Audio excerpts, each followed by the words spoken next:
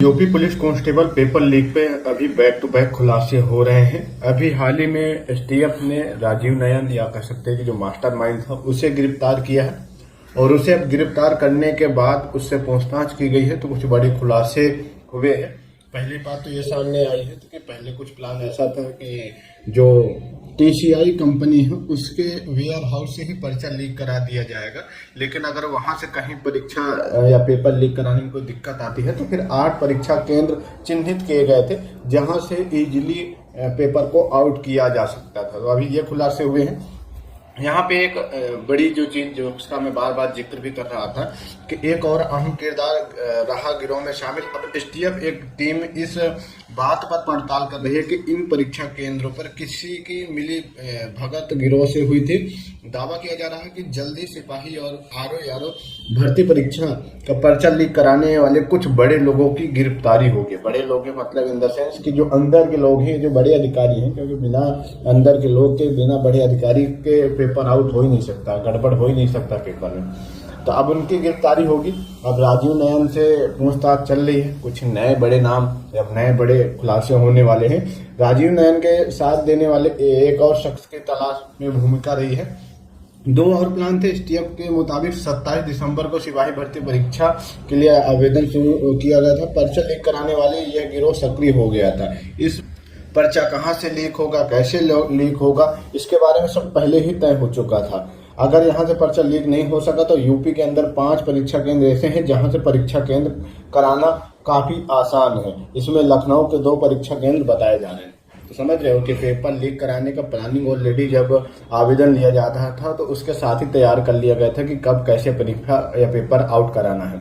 ठीक है, तो अभी इन महाशय का धरपकड़ हुई है। अब इन महाशय के माध्यम से जो बड़े बड़े मेन अधिकारी हैं, जो मेन गुर्गे हैं, उनको अगर पकड़ के खुलासे कर दिया स्टेप, तब समझो कि चीजें सफल हो गई। और अगर यहीं तक लिमिट रही तब तो फिर कुछ नहीं होने वाला। फिलहाल आरओ में भी राजीव नयन की भूमिका अहम थी।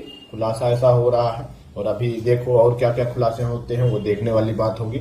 आप लोगों की इस पे क्या रहा, आप लोग कमेंट बॉक्स में बताओ। चलिए बढ़ते हैं अगली खबर की।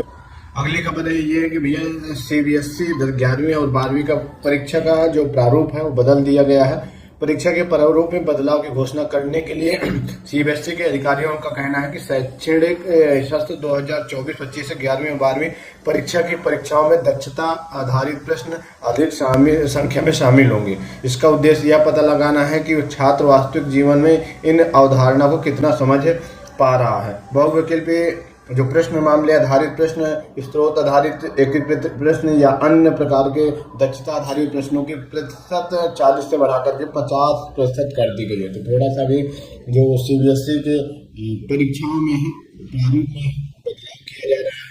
अभी सीबीएसई बोर्ड से पढ़ रहा हूँ, लोगों के लिए महत्वपूर्ण है। अगली अपडेट है भैया यूपी बोर्ड के अभ्यर्थी छात्र छात्राओं के लिए खबर। और ये थोड़ा सा आप लोगों को भी ध्यान रखना है कि अभी यूपी बोर्ड का जो मूल्यांकन है वो चल रहा है। बहुत ही जल्द आपका रिजल्ट क्लियर होगा 10वीं और 12वीं का।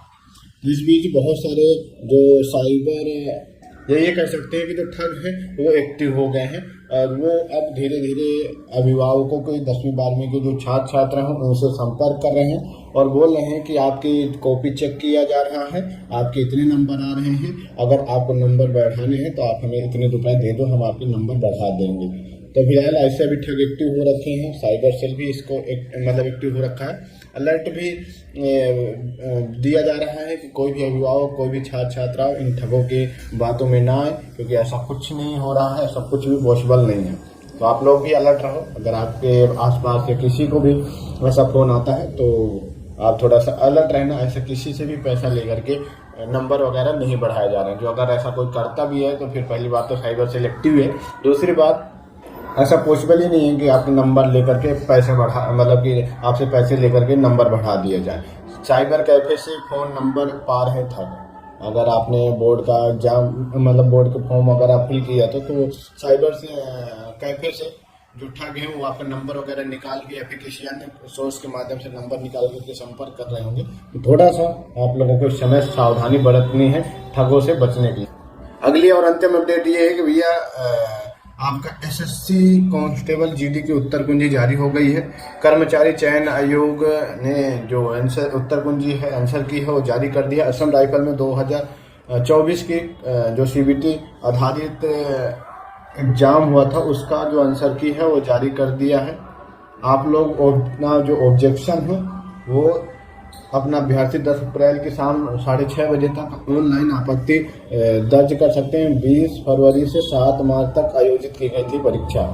तो अगर आपको ऑब्जेक्शन करना है तो 10 अप्रैल तक आप अपना ऑब्जेक्शन कर सकते हैं, ठीक है। उसके बाद कोई ऑब्जेक्शन नहीं होगा और आपकी जो उत्तर कुंजी है वो जारी हो गई है। तो यही थी कुछ आज की महत्वपूर्ण लेटेस्ट अपडेट। उम्मीद करता हूँ वीडियो आप लोगों को हेल्पफुल लगी होगी, तो प्लीज़ वीडियो को लाइक शेयर जरूर करें। बाकी चैनल को जरूर से जरूर मतलब कि सब्सक्राइब कर लें, साथ में नोटिफिकेशन पर क्लिक कर लें ताकि जो भी अपडेट हो वीडियो आप लोगों तक टाइम टू टाइम पहुँचती रहे।